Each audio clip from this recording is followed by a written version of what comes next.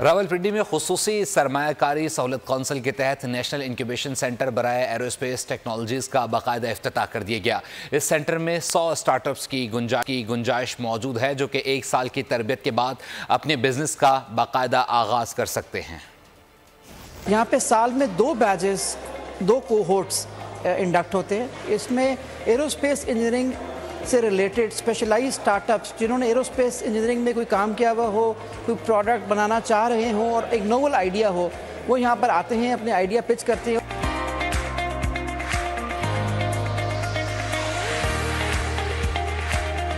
Marcus Systems is actually transforming the education system through meaningful assessment. Every year 50 million سے زیادہ students جو ہیں وہ آپ کے سینٹرلائز ایگزامس یا کوئی بھی ایگزامس کسی بھی کلاس میں دیتے ہیں۔